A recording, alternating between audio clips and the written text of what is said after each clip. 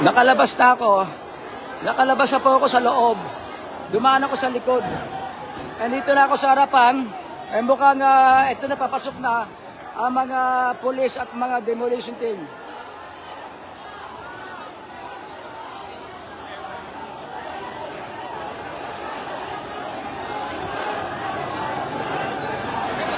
Ayan.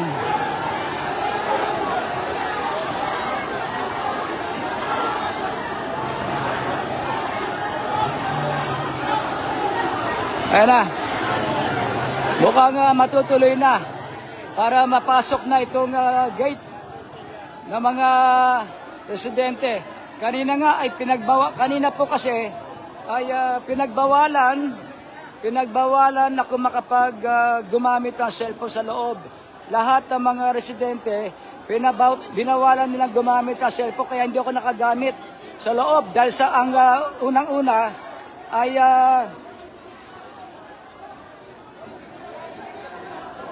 yung sheriff siya.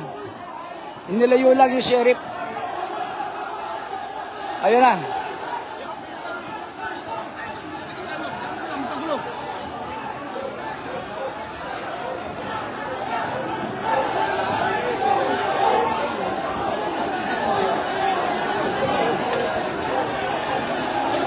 Yan. Baka sila yung mga kosyal.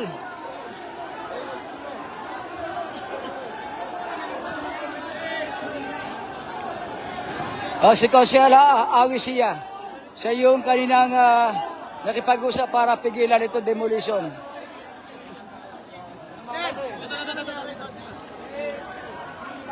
Si JP. Yan, dito maluwag ko. Yan. Mukhang Dito lang.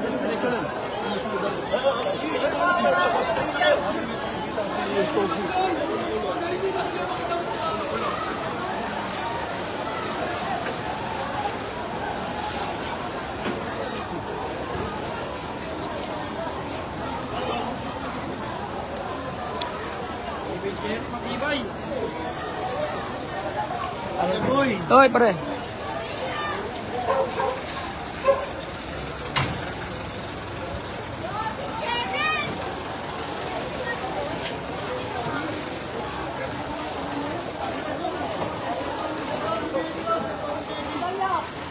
Hinahanap nila ng kasi mukhang tutuloy na yung yung demolition.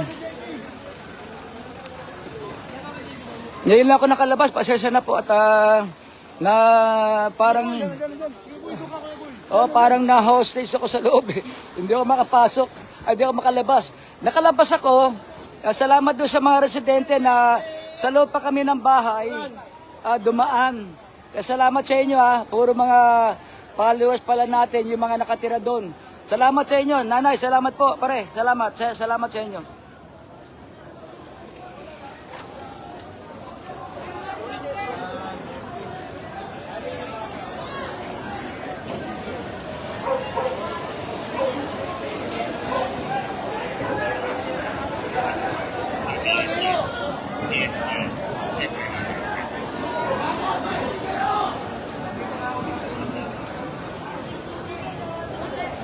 Huwag ka lang ito, maiinom dyan, kahit na, arroyo muna. Ngayon lang ako nakalabas, doon ako sa kabilang Yung mga yan, may mga residente po dyan, talaga niligan nila ng mga harang yan, kasi galing ako sa loob, nakita nyo kanina. Hindi lang ako makapag-live doon kasi pinagbawalan tayo kanina, nung dumati si Awi siya, pinagbawalan na yung ibang mga gumagamit ng cellphone. Mamaya, ito na.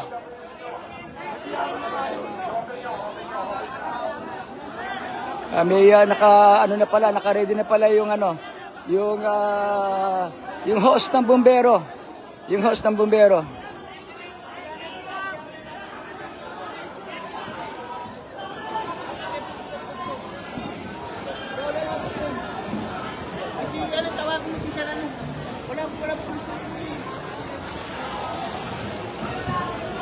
Dito na po tayo sa may Masangkay at may Halige. Ito yung pinaka-gate niya. Pero yung kabila, ay, ano din, nakakandado rin yun. Maraming barikada yung pinakadulo niya. Yung pinakadulo niya, maraming barikada din doon. Kasi sa gilid kami dumaan, kaya lang kami nakadaan dahil ang dadaanan niyo po ay bahay. Kaya ako napapasalamat doon sa mga dinaanan namin bahay, patagos doon sa Bangbang.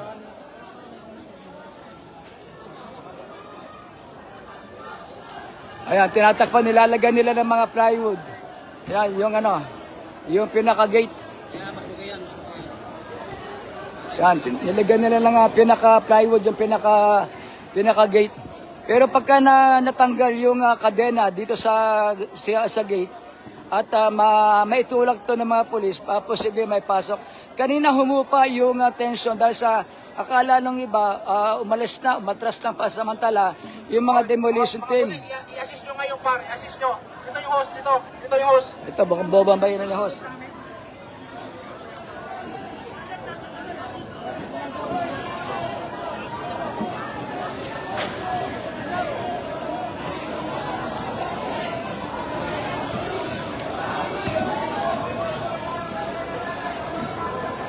Ayan, ulitin ko po, nasa 100 bahay ang ididemolish dito. At kaya umalma yung mga residente. Ayon naman sa mga pulis, kompleto na yung mga dokumento na mayroon ng utos ang korte. Diretso na yan. Diretso na yan. Yung mga pwedeng pagputin, takso lahat yan. Sino yun? Yung demolition. Tuloy. Si ano yun? Yung si sheriff. Ayun na. Si sheriff yun, si sheriff. Diretso lang, diretso lang. Tuloy lang.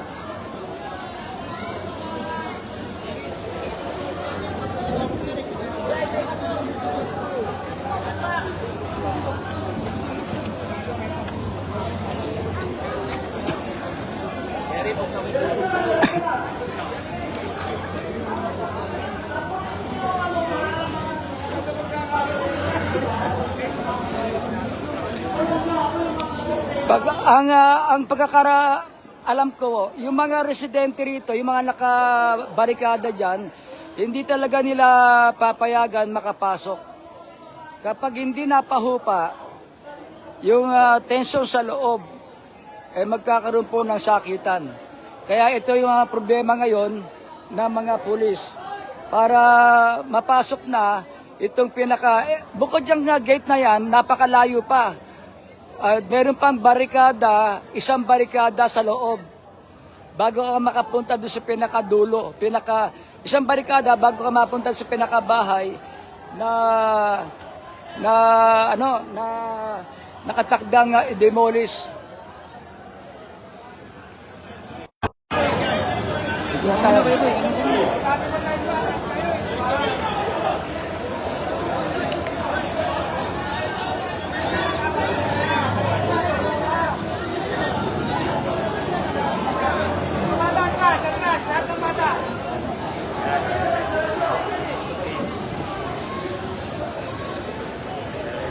Pinipigilan ako ng isang kernel, mahagip siya ng video.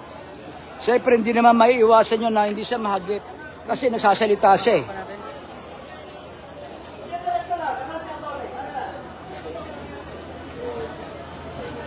Yung aking piloto, kamusta ka rito? Mula ka rin nasa loob ako. Ngayon ko lang nakaranas ng mga ganitong tagpo ng demolition. Pero nairaos naman natin. Nairaos siya. Kanina siya po yung nagbibideo sa labas. Ako po yung sa loob kanina. Mukhang papasukan na nakailang attempt na to. Kung di ako nagkakamali, kanina pa. Pang-apat na attempt na pero hindi nila mapasok, matanggal yung barikada ng mga residente dito sa May Halige. Yan.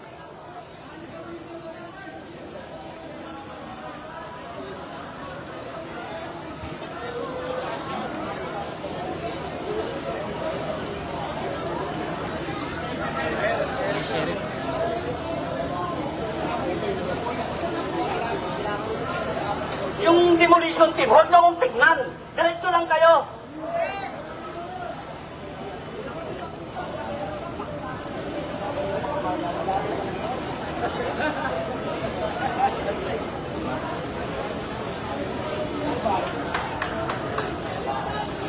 Mainit ngayon ha. Kung gaano po kainit ang panahon dito, ganun din po kainit ang sitwasyon dito sa mga bahay na i-demolish. Sa presinto ay nangasabi ang kaso.